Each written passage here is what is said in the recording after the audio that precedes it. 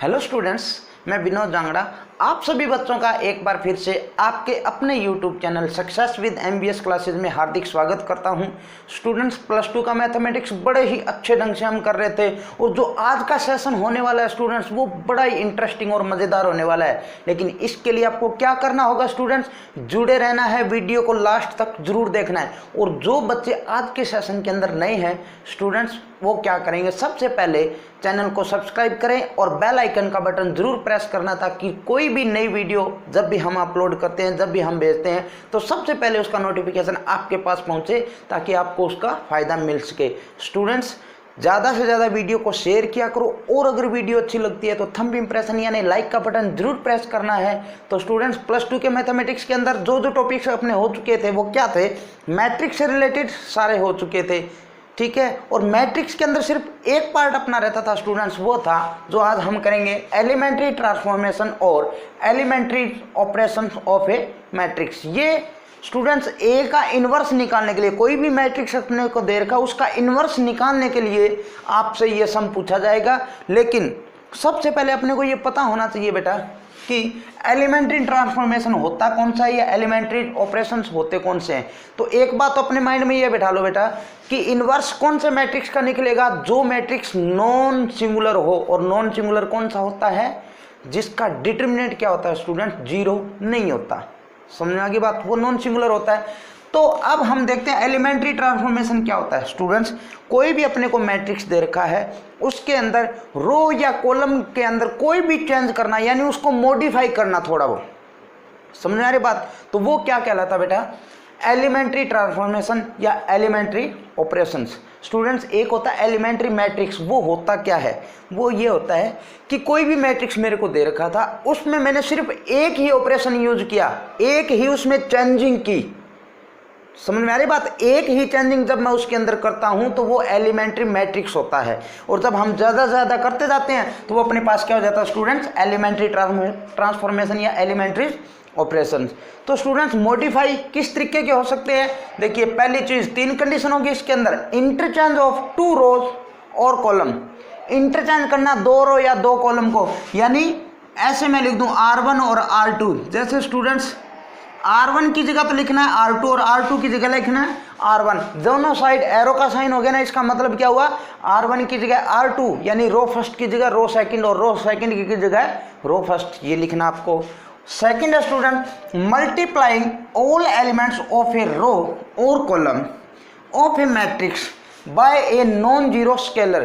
कहता है कि मल्टीप्लाई करना किसको, सारे के सारे एलिमेंट्स के, किसके, रो या कॉलम्स के, किसी मैट्रिक्स के जो एलिमेंट्स है, ठीक है, रो या कॉलम के, उनको मल्टीप्लाई करना किससे students, non zero scalar number से। स्टूडेंट्स, यहाँ पर ध्यान एक बात रखनी है आपको, वो क्या है कि आपको कभी भी जीरो से मल्टीप्लाई नहीं करना है। ये अपने माइंड में अच्छे ढंग से बिठा लो, कहीं आप जीरो बनाने के चक्कर में, जीरो बनाया जाएगा इस सम के अंदर जब हम सोल्व करेंगे तब, तो कहीं आप जीरो बनाने के चक्कर में जीरो से मल्टीप्लाई कर दो, ऐसा कभी भी नहीं होगा। नॉन जीरो नंबर से ही अपने को क्या करना है बेटा, मल्टीप्लाई करना है।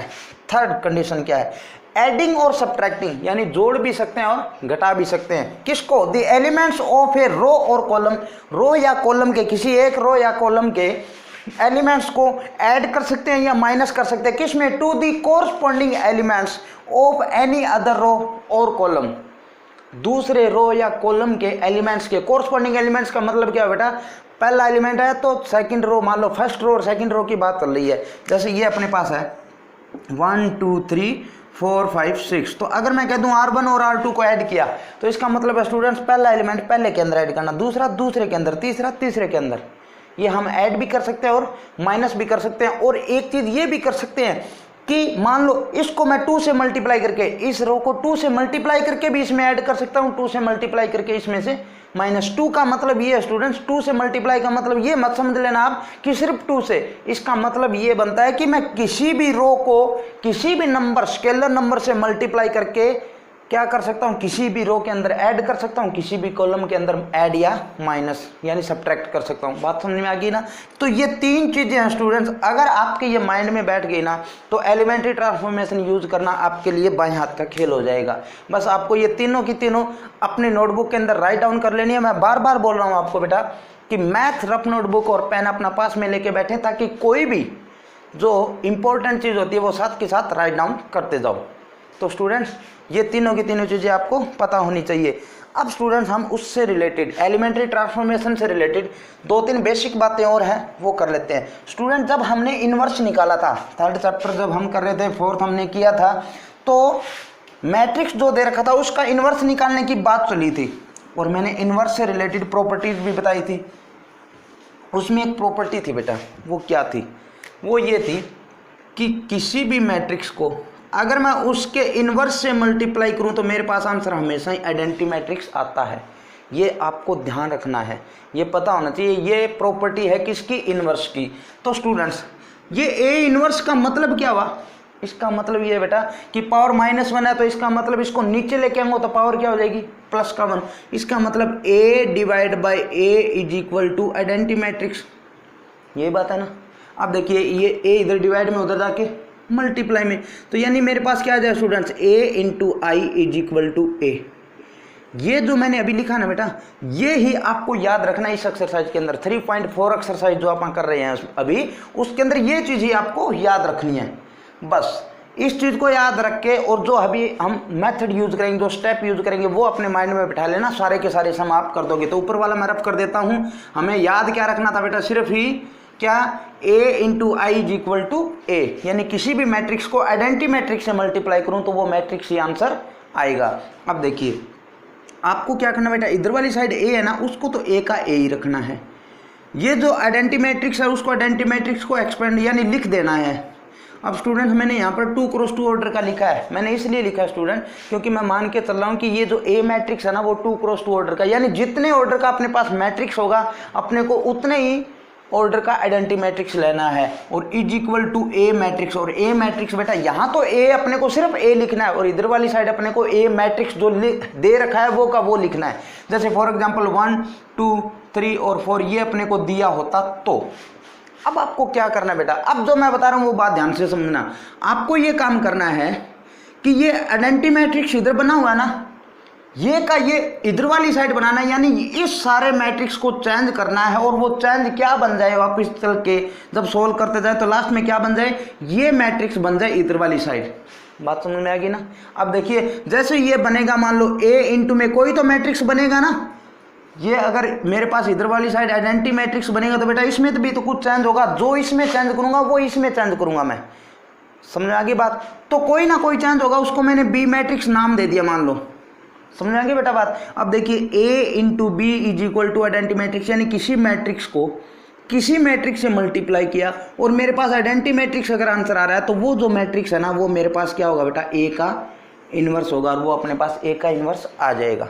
सिंपल है, बहुत ही आसान है, बस बेसिक बात अगर आपने सीख ली तो सम हो जाएगा। चलिए 2 क्रॉस 2 ऑर्डर का एक मैट्रिक्स हम करते हैं, उसके बाद में इन्वर्स निकालते हैं और आपको समझ में आ जाएगा, ये मेरी गारंटी है। और आप खुद बोलोगे सर कोई दिक्कत नहीं है, हम सारे के सारे सम सोल्व कर देंगे, चाहे 2 क्रॉस 2 ऑर्डर का होता है 3 क्रॉस 3 ऑर्डर का हो। तो चलिए हम एक सम करते हैं स्टूडेंट। ए मैट्रिक्स अपने को दे रखा है, वो क्या दे रखा है स्टूडेंट, 1 3 2 7, ये अपने पास मैट्रिक्स दे रखा है कोई भी।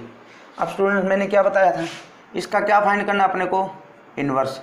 और इन्वर्स फाइंड करने के लिए आपको पता होना चाहिए ये कौन सा मैट्रिक्स होना चाहिए बेटा, पहले नॉन सिंगुलर। नॉन सिंगुलर का मतलब इसका डिटरमिनेंट 0 नहीं होना चाहिए था। तो सबसे पहले चेक कर लेता हूँ, 7 1 जा 7 माइनस 3 2 जा 6, आंसर कितना आया 1। इसका मतलब ये मैट्रिक्स मेरे पास नॉन सिंगुलर है।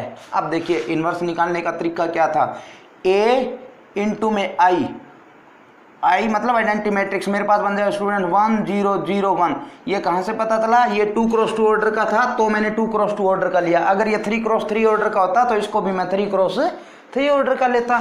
Is equal to A matrix है क्या बेटा मेरे पास, वो है 1 3 2 7। अब आपको क्या करना है, अब असली प्रोसेस शुरू होगी इन्वर्स निकालने के लिए। देखिए मेरे को यहाँ पर 1 चाहिए, 1 है, यानी ये देखो 1 0 0 1 चाहिए ना, तो उसमें 1 तो पड़ा ही है, यानी मेरे को इस जगह 0 चाहिए, इस जगह 0 चाहिए, यहाँ पे 1 चाहिए, बस यही काम करना है। तो एक चीज़ देखिए बेटा, यहाँ अगर मेरे को 0 चाहिए तो मैं क्या कर सकता हूँ, मैंने अभी आपको 2 पॉइंट लिखवाए थे, वो क्या बताए थे कि कोरस्पॉन्डिंग एलिमेंट हम माइनस भी कर सकते हैं, प्लस भी कर सकते हैं, किसी को मल्टीप्लाई करके भी प्लस कर सकते हैं। तो देखो इस ऊपर वाले को अगर मैं 2 से मल्टीप्लाई कर दूं तो 2 1 2 बनेगा ना, और इस 2 में से माइनस करूंगा तो 2 - 2 क्या बन जाएगा, 0 बनेगा ना, और यहाँ मेरे को क्या चाहिए, 0 चाहिए। तो हम क्या करते हैं स्टूडेंट, R2 पे मेरे को चेंज करना। अब ये देखो स्टूडेंट, जैसे मैंने R2 लिखा और यहाँ एरो का साइन लिख देना, इसका मतलब ये है कि जो भी यहाँ पर लगाने के बाद में चेंजिंग होगी ना, वो मेरे को किसकी जगह लिखना है, R2 की जगह लिखना है। अगर बाय द वे यहाँ पे R3 लिखता, अगर ये 3x3 ऑर्डर का होता तो चेंजिंग किस में होती, R3 में, यानी एरो के साइन से पहले जो होगा ना चेंजिंग, उसमें होगी।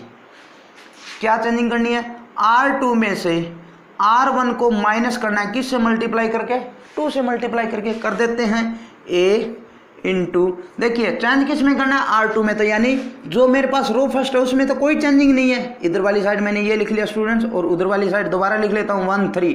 अब चेंजिंग किस में होगी, सेकंड रो के अंदर।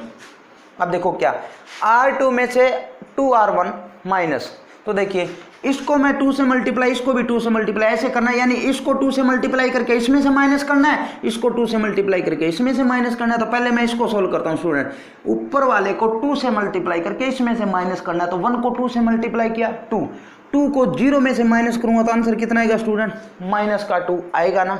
अब देखिए 1 माइनस में 0 को 2 से मल्टीप्लाई किया 0, तो 1 - 0 1। अब देखिए ऊपर वाले को 2 से मल्टीप्लाई किया 2 - 2 कितना बन गया बेटा, 0। इसको 2 से मल्टीप्लाई किया कितना हो गया, 6। 7 - 6 कितना हो गया, 1। अब देखिए बेटा, अपने को इस जगह 0 चाहिए, बाकी सारा कुछ बन गया। देखो 1 0 0 1 चाहिए, तो 1 0 चाहिए, 0 1 तो है ही, तो इसका मतलब यहाँ 1 चाहिए, यहाँ 0 चाहिए, और यहाँ कैसे 0 बनेगा बेटा, R1 के अंदर चेंज कब होगा, जब मैं इसको 3 से मल्टीप्लाई करके, नीचे वाले को 3 से मल्टीप्लाई करके ऊपर वाले में से क्या कर दूं, माइनस कर दूं, तो यहाँ पर मेरे पास 3 माइनस में 3 बनेगा, ये 0 बन जाएगा कि नहीं बन जाएगा, बन जाएगा ना। तो अब हम करते हैं क्या बेटा, R1 में चेंजिंग करनी है, क्या करना है, R1 में से R2 को माइनस करना है, कितने से मल्टीप्लाई करके, 3 से। तो स्टूडेंट्स ए चेंजिंग किस में करनी है, R1, इसका मतलब R2 में तो कोई चेंजिंग नहीं है, तो R2 पहले लिख लो, -2 1, और यहाँ पर भी मैंने लिख लिया बेटा R2 पहले, क्या लिख लिया, 0 और 1। अब देखिए चेंजिंग करनी ऊपर वाले में, किस से मल्टीप्लाई करके, R2 को 3 से मल्टीप्लाई करके माइनस करना है, तो R2 ये है, इसको 3 से मल्टीप्लाई किया, कितना बन गया बेटा, 6, माइनस का 6 बन गया। और करना क्या था, ऊपर वाले में से माइनस करना है, देखिए 1 में से माइनस करना है, -2 को 3 से मल्टीप्लाई करके, यही बात है। तो देखिए 1 प्लस में 6 बन जाएगा कि नहीं बन जाएगा बेटा, बन जाएगा ना। तो अपने पास यहाँ पर क्या बन गया, 7। समझ में आ रहा है, कोई दिक्कत नहीं है। अब ऊपर वाले को फिर देखते हैं हम, नीचे वाले को 3 से मल्टीप्लाई करना है, नीचे वाले को 3 से मल्टीप्लाई करके ऊपर वाले में से माइनस करना है, तो इसको 3 से मल्टीप्लाई करूंगा तो मेरे पास क्या बनेगा स्टूडेंट, 3, और 0 में से 3 माइनस करूंगा तो कितना बन गया, -3। अब देखो इसको 3 से मल्टीप्लाई किया 0, और 1 में से माइनस किया तो कितना बन गया, 1। इसको 3 से मल्टीप्लाई किया, कितना बन गया, 3 में से 3 को माइनस किया, क्या बन गया, 0। अपने पास देखो बेटा, ये मैट्रिक्स इनटू में ये मैट्रिक्स बन गया, इक्वल टू आइडेंटिटी मैट्रिक्स बन गया कि नहीं बन गया, बन गया ना। और अपने को यही करना था। अब आपको क्या करना है, जो ए मैट्रिक्स यानी ए के मल्टीप्लाई में अपने को दिख रहा है ना, वो क्या है बेटा, उसका इनवर्स है। क्या है, इनवर्स है। तो आप यहाँ पे लिख दोगे A inverse is equal to 7 -3 -2 और 1। अब आप ये भी पूछ सकते हो सर कैसे लिख दे हमें क्या पता कि ये इनवर्स है। बेटा ये इनवर्स ऐसे है क्योंकि अपने को पता है किन्हीं भी दो मैट्रिक्स की मल्टीप्लाई अगर आइडेंटिटी मैट्रिक्स, एक मैट्रिक्स ये ए मैट्रिक्स है अपने को दे रखा था शुरू में वो, और दूसरा मैट्रिक्स ये बना है ना, इन दोनों की मल्टीप्लाई अगर आइडेंटिटी मैट्रिक्स आ रही है तो इसका मतलब क्या हुआ कि बी तो ए का इनवर्स है और ए बी का इनवर्स है। इसका मतलब इसका इनवर्स ये है और इसका इनवर्स ये है, तो ए का इनवर्स अपने पास आ गया 7 -3 -2 एंड 1। बात समझ में आ गई ना, कोई दिक्कत नहीं है। एक सम और करवाता हूँ आपको 3x3 ऑर्डर वाला, बिल्कुल आसान है। बस ये स्टेटमेंट समझ में आनी चाहिए और जो स्टेप बता रहा हूँ बेटा वो आपके समझ में आना चाहिए। 3x3 ऑर्डर वाले में सबसे बड़ी दिक्कत रहती है बच्चों को, लेकिन मैं आपको गारंटी देता हूँ बेटा, जो तरीका मैं आपको बताऊँ वो फॉलो कर लेना, आपको ऐसा कोई भी सम नहीं होगा जो नहीं आएगा। तो देखिए मैं स्टेटमेंट लिख लेता हूँ, क्या दे रखा अपने को 1 2 -2, यहाँ लिख लेता हूँ बेटा 1 2 -2। स्टेटमेंट थोड़ा सा ध्यान से देख के लिखना बेटा, ठीक है। 1 2 -2 -1 3 0 -1 3 0, एक रो और अपने पास 0 -2 1 0 -2 एंड 1, ये अपने पास ए मैट्रिक्स दे रखा है। दोबारा देख लेते हैं 1 2 -2 1 2 -2 -1 3 0 -1 3 0 0 -2 एंड 1 0 -2 एंड 1, ये अपने को मैट्रिक्स दे रखा है। अपने को क्या करना है बेटा, वही सेम करना है, a इंटू में क्या 1 0 0 0 1 0 0 0 1, यही बात है, कोई दिक्कत नहीं। अब बेटा मैंने आपको बताया था इधर वाले पार्ट को क्या बनाना है, ये आइडेंटिटी मैट्रिक्स बनाना है। अब आपको मेथड क्या यूज करना है वो देखना है। सबसे पहले बेटा आपको क्या करना है, ये आपके पास मैट्रिक्स है और इसको आपको बनाना है 1 0 0 0 1 0 0 0 1। तो सबसे पहले यहाँ पे 1 बनाना है, बात समझ में आ गई। पहला एलिमेंट क्या बनाना है, आपको 1 बनाना है। कैसे मर्जी बनाओ वो आपको पता होना चाहिए, किस तरीके से बनाओगे, माइंड कैसे लगाओगे। सबसे पहले यहाँ 1 बनाना है, उसके बाद में स्टूडेंट्स इसके नीचे वाले दोनों पार्ट को 0 बनाना है। चलना ऐसे है, ये मेथड बता रहा हूँ मैं आपको, और इसी मेथड का यूज करके चलना बेटा, सारे सम हो जाएंगे आराम से। सबसे पहले 1 बनाओ, उसके बाद में नीचे वाले दोनों पार्ट को क्या बना दो 0। अब आपको क्या करना बेटा, यहाँ से ऐसे चलना है, यानी ये a22, ये a11 था, यहाँ पे क्या बनेगा a22। अब इसको 1 बनाओ, समझ आ गई बात। फिर उसके नीचे वाले को 0 बनाओ, ऊपर वाले को 0 बनाओ, कोई दिक्कत नहीं है ना। उसके बाद में बेटा आपको चलना है a33, यहाँ पर इसको 1 बनाओ और उसके बाद में इसको भी 0 बना दो, इसको भी 0 बना दो, यानी आपके पास लगभग एक W की आकृति बन गई कि नहीं बन गई। ऐसे चलना है, सबसे पहले 1 फिर 0 0 बनाना है, फिर यहाँ 1 बना के ऊपर वाले और नीचे वाले को 0 बनाना है, फिर यहाँ 1 बना के ऊपर वाले को दोनों को 0 बनाना है। बस ये मेथड यूज करना है, सारे सम हो जाएंगे। या कई बच्चे ऐसे भी कर सकते हैं भी, ये हमने पहले बनाया, फिर उसके बाद में इसको हमने 1 बनाया, फिर उसके बाद में इसको 0 बनाया, यानी फिर उसको भी 0 बना दिया, फिर यहाँ तले 1 बनाया और फिर ऊपर वालों को 0 बना दिया। ये भी आप यूज़ कर सकते हो, ये भी आप यूज़ कर सकते हो, वो आपकी सिरदर्दी है, आपके माइंड की बात है कि आप कैसे याद रखो। W के फॉर्म वाला याद रखो, ये याद रखो, है वो सेम वैसा का वैसा। तो अब हम करते हैं स्टूडेंट, देखिए इधर इस वाले को देखना अपने को, इसको तो कोई लेना देना नहीं है, इसमें तो चेंजिंग अपने आप होती जाएगी, हम करेंगे जैसे ही। तो स्टूडेंट मेरे को सबसे पहले यहाँ क्या चाहिए 1, तो 1 तो है ही, बात बन गई। इसका मतलब मेरे को यहाँ पर 0 चाहिए, क्योंकि इस जगह 0 और इस जगह 0 बनाना है, लास्ट वाले जगह तो 0 है ही, तो ऊपर वाले की जगह मेरे को क्या बनाना है बेटा 0 बनाना है। तो मैं R2 के अंदर मेरे को यहाँ 0 बनाना है। तो R2 में अगर मैं देखो ऊपर वाले को इसको नीचे वाले को जोड़ दूं तो ये प्लस का 1 ये माइनस का 1 0 बन जाएगा कि नहीं बन जाएगा, बन जाएगा ना। तो चेंजिंग हम क्या करते हैं बेटा, R2 में मैं चेंजिंग कर रहा हूँ क्या, R2 प्लस में R1 चेंजिंग करते हैं बेटा हम। देखिए R2 में चेंजिंग हो रही है ना, तो इसका मतलब R1 सेम लिख दो और R3 भी सेम लिख दो। उसके बाद में R1 उधर भी सेम लिख दिया मैंने, 1 2 -2 0 -2 एंड 1। अब इसमें चेंजिंग होगी, यहाँ पर भी चेंजिंग होगी। क्या करना है, इसमें ऊपर वाला ऐड करना है। तो -1 + 1 क्या बन गया बेटा, सॉरी इसको लेके चले जाए, 0 + 1 क्या बन गया 1, 1 + 0 1, 0 + 0 0। अब इसको चेंज करो, -1 + 1 क्या बन गया 0, 3 + 2 क्या बन गया 5 और 0 -2, क्योंकि प्लस करना है ना तो माइनस का 2 बन जाएगा अपने पास। बात समझ में आ गई, कोई दिक्कत नहीं है, समझ में आ रहा है ना बेटा। अब देखो 1 0 0 बन गया। अब इस जगह मेरे को क्या बनाना है, क्या बनाना है स्टूडेंट, 1 बनाना है। और 1 कैसे बनेगा, अब एक चीज़ देखो बेटा, अगर मैं नीचे वाले को 2 से मल्टीप्लाई करके ऊपर वाले में ऐड कर दूं तो ये 4 बन जाएगा ना, और 5 माइनस में 4 कितना बनेगा 1 बनेगा ना, कोई दिक्कत नहीं है ना, समझ में आ रहा है। देखो मेरे को यहाँ पर 1 चाहिए, तो R2 के अंदर मैं क्या करता हूँ बेटा, इसको 2 से मल्टीप्लाई करके ऐड कर देता हूँ, तो अपने पास बन जाएगा R2 में दोबारा चेंजिंग करनी है मेरे को, क्या R2 प्लस में 2R3, तीसरे रो को चेंज करके 2 से मल्टीप्लाई करके चेंजिंग करनी है R2 में। तो स्टूडेंट्स अपने को पता चल गया चेंजिंग किस में, R2 में। तो इसका मतलब R1 तो सेम लिख लिया और R3 भी सेम लिख लिया। उसके बाद में इधर वाली साइड भी मैंने R1 सेम लिख लिया और यहाँ पर 0 -2 एंड 1 ये भी सेम लिख लिया। अब देखिए क्या करना है, R3 को 2 से मल्टीप्लाई करके ऐड करना है। तो इसको 2 से मल्टीप्लाई करके 1 में ऐड किया तो क्या बनेगा, 1 ही बनेगा।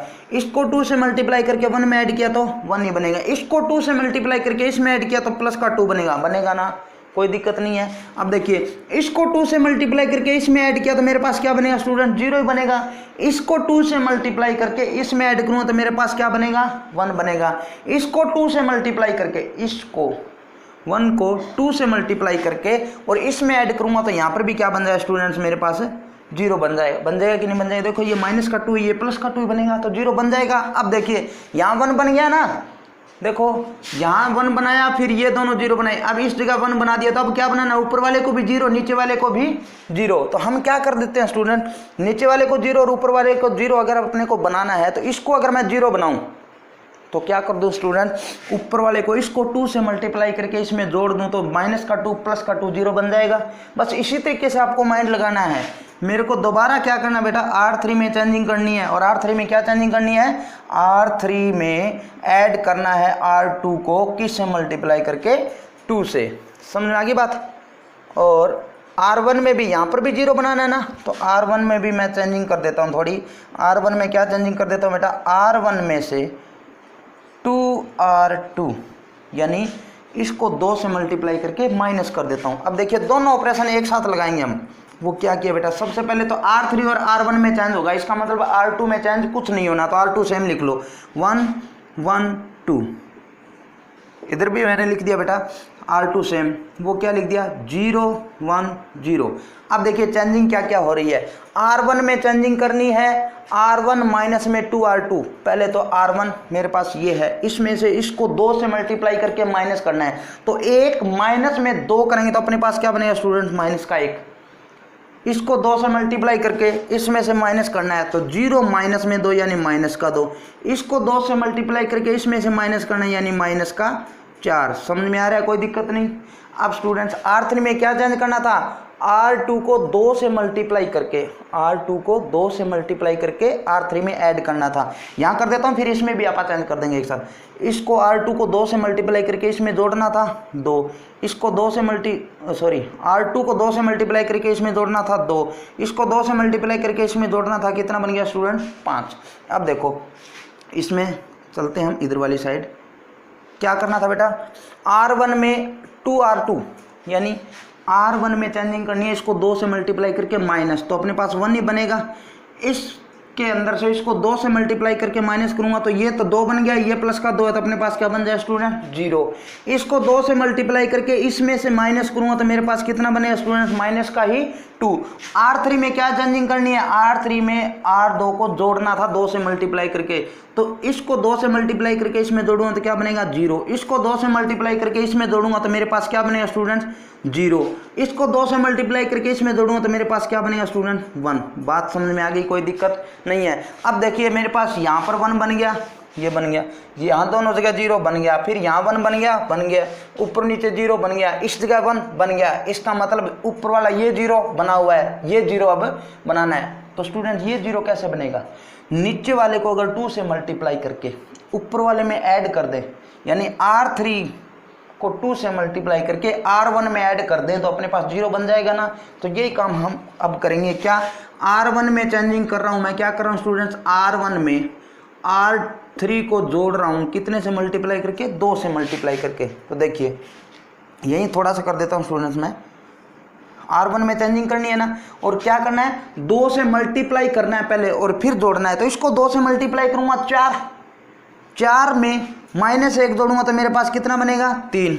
मैं डायरेक्ट ही कर रहा हूँ स्टूडेंट। इसको 2 से मल्टीप्लाई किया 4, फिर इसमें जोड़ा तो मेरे पास कितना बनेगा स्टूडेंट्स, प्लस का 2। इसको 2 से मल्टीप्लाई किया 10, फिर इसमें जोड़ा तो मेरे पास आ गया स्टूडेंट 6। ये अपने पास 1 1 2 सेम रहेगा और R3 में कोई चेंजिंग है ही नहीं, तो 2 2 और 5 रहेगा। समझ में आ गया, कोई दिक्कत नहीं। अब देखिए इसको 2 से मल्टीप्लाई करके ऊपर वाले में जोड़ा तो 1 ही रह गया, इसको 2 से मल्टीप्लाई करके इसमें जोड़ा तो 0 रह गया, इसको 2 से मल्टीप्लाई करके इसमें जोड़ा तो माइनस का 2 प्लस का 2 0, बाकी सारा सेम।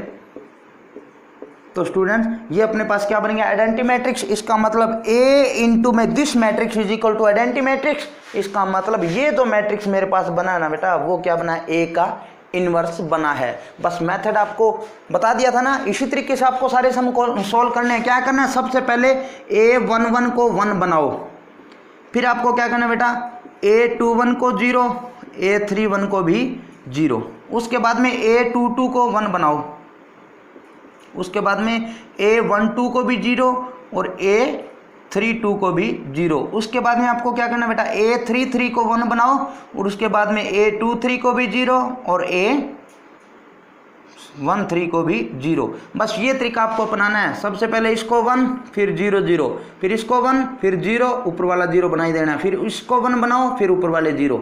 W वाला याद रखो, चाहे ये फॉर्म याद रखो। मेन बात ये कि आपको मेथड याद होना चाहिए, किस तरीके से हम सोल्व कर रहे हैं, बस ये चीज़ें याद होनी चाहिए। तो मैं उम्मीद करता हूँ स्टूडेंट्स की 3.4 एक्सरसाइज के अंदर जितने भी सम है 3x3 ऑर्डर वाले या अपने पास 2x2 ऑर्डर के हैं, वो सारे सम आप सोल्व कर दोगे। इसी उम्मीद के साथ मैं नया लेक्चर लेके आऊँगा आपके लिए कल।